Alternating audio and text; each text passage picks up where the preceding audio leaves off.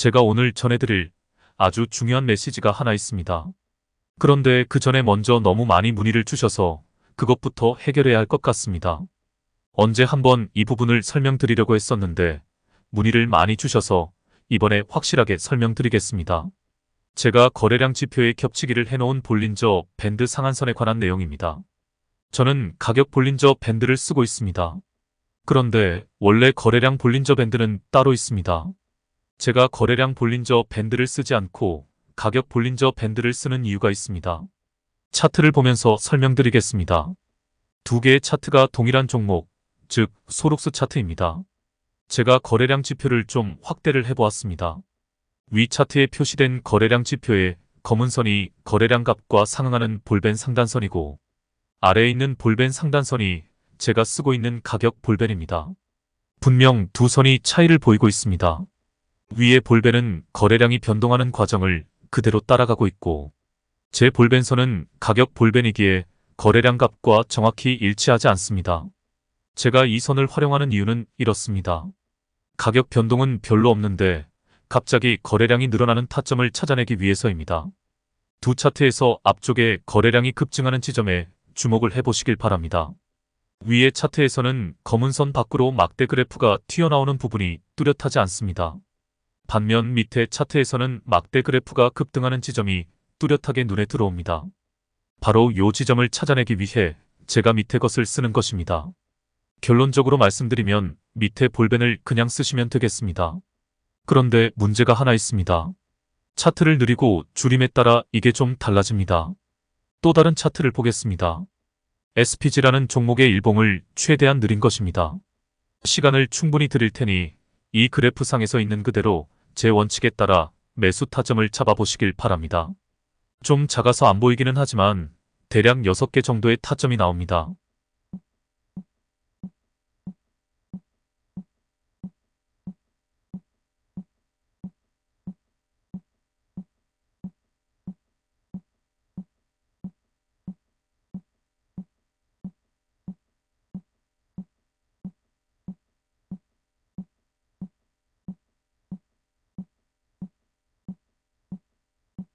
저도 눈이 나빠서 미세한 부분이 안 보이지만 대략 요렇게 타점을 잡아볼 수 있었습니다. 일봉 차트를 전체적으로 보면 단계마다 급등 타이밍에 정확히 타점을 잘 잡아내고 있습니다. 그런데 이 차트에는 안 나오지만 부분을 확대해서 보면 여기서는 안 보이는 타점들이 또 나타납니다. 제가 요 파란 부분만 확대해 보겠습니다. 요걸 그대로 확대해서 기간을 줄여보겠습니다. 그대로 확대한 부분입니다. 파란 부분을 지워놓고 다시 보겠습니다. 지금 화면에 표시된 파란 실선은 방금 전 큰 화면에서 잡혔던 타점이었습니다. 그런데 지금 화면에서는 전에는 안 보였던 타점이 하나 더 나옵니다. 찾아보시길 바랍니다.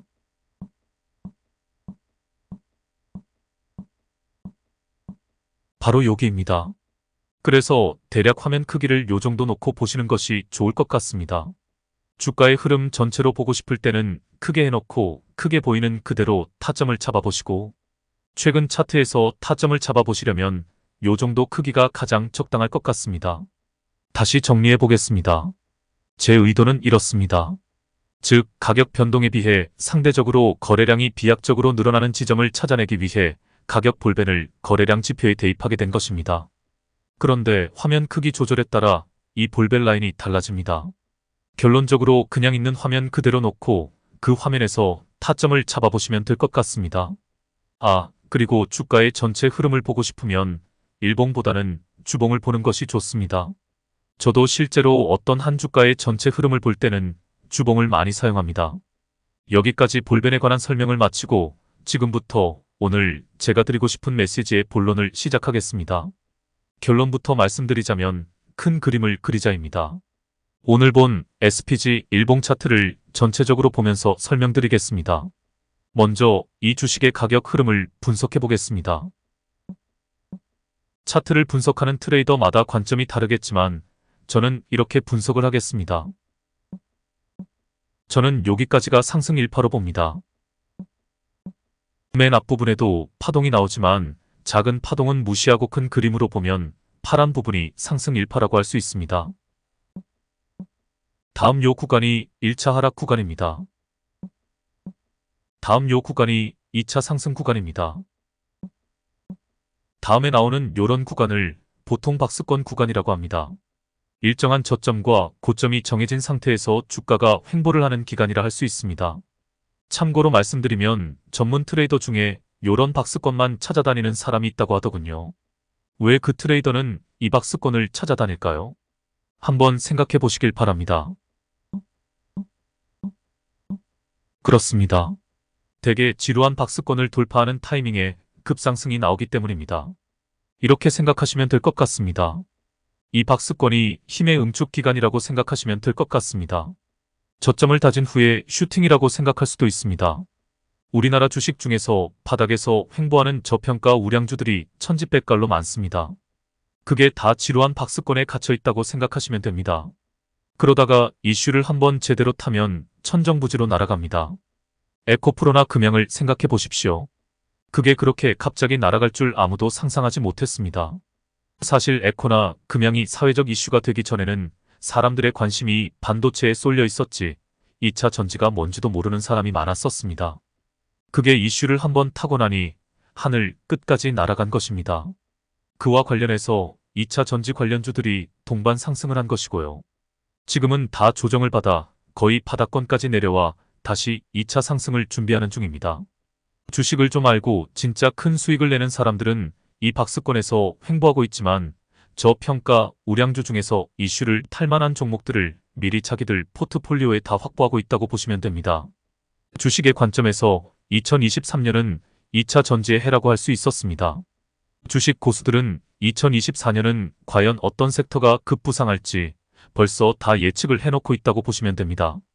단기적으로는 연초에 아마 총선을 앞두고 정치 테마주가 급부상할 것입니다. 제가 블로그 매매일지에도 써놓았지만 저는 개인적으로 정치 테마주를 제일 싫어합니다. 그 이유가 궁금하신 분들은 제 블로그에 공자의 망령이 지배하는 나라 편을 찾아보시면 제가 자세하게 상술해 놓았습니다. 여하튼 주식하는 사람들은 큰 그림을 그릴 줄 알아야 합니다. 짜잘하게 부스럭이나 주워 먹으려고 해서는 안 됩니다. 하지만 이것도 공부가 뒷받침되지 않으면 안 됩니다. 전 세계적으로 로봇과 인공지능 AI 시장이 지금 어떻게 흘러가는지 알아야 합니다. 특히 의료와 관련된 로봇과 인공지능 AI가 앞으로 상당히 주목을 받을 것입니다. 블록체인 또한 내년에 핫한 섹터 중에 하나가 될 것입니다. 비트코인이 정식 화폐로 인정받는 분위기가 강합니다. 이런 거를 미리 다 공부해 두지 않으면 대박 종목이 튀어나올 때 타이밍을 잡지 못해 맨날 용의 꼬리만 잡게 되는 것입니다. 그것도 그나마 다행입니다.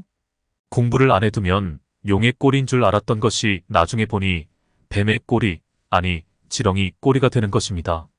그래서 제가 공부하는 겁니다. 하지만 성급하게 생각하지 마시길 바랍니다. 우리가 앞으로 1년만 살 것이 아니지 않습니까? 새해에는 공부하는 해로 삼으시면 됩니다. 1년 동안 공부하고 실력을 키워 2025년에 대박을 내겠다고 여유있게 생각하시길 바랍니다. 여하튼 단주 매매로 꾸준히 연습하시고 일단 실력을 키우시길 바랍니다. 다시 차트로 돌아가 보겠습니다. 이 차트에서도 박스권을 돌파하는 시점에 급등이 나왔습니다. 요 급등이 저는 상승 3파라고 보고 있습니다. 하지만 관점을 달리해보면 이게 상승 2파일 수도 있습니다. 큰 그림에서 이 급등 이전까지 상승 1파에 불과했다고 생각할 수도 있는 것입니다.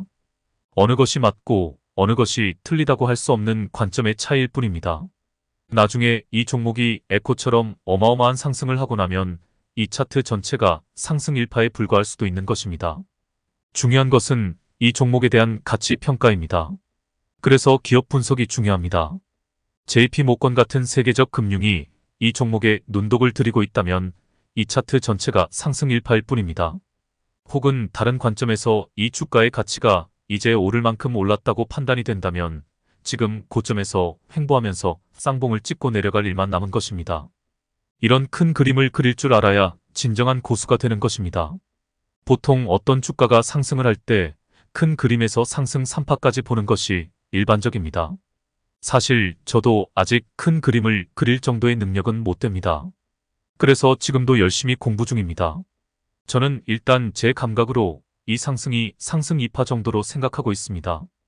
2파 상승 후에 아직 크게 박스권에서 횡보 중입니다. 제가 예시로 이 종목을 가져온 이유가 있습니다.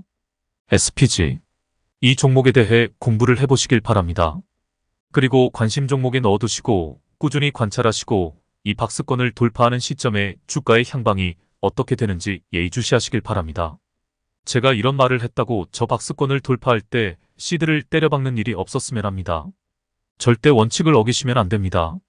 원칙이 한번 깨지면 또 나락으로 갑니다. 새해에는 공부하는 해로 잡으시고 반드시 실전에서 단주 매매로만 매매를 하셔야 합니다. 여하튼 오늘의 주제는 큰 그림을 그릴 줄 알아야 한다입니다. 성급하게 생각하지 마시고 차근차근 가야 합니다. 용은 힘, 권위, 용감함, 지혜 등을 상징하는 동물이라고 합니다. 저는 용의 형상을 보고 있으면 가슴이 웅장해집니다. 왜 구만리 창천을 날아오르는 용꿈이 꿈 중에 최고의 꿈이라 하지 않습니까? 또 용은 제왕을 상징하기도 하고요. 용처럼 비상하는 한 해가 되시길 기원합니다. 그럼 다음 영상에서 뵙겠습니다. 아, 혹시 제 구독자 중에 미대 출신이 있으시면 부탁 하나 드리겠습니다. 열공이라는 머리띠를 두르고 열심히 공부하는 용 그림을 일러스트 형식으로 그려주시면 감사하겠습니다.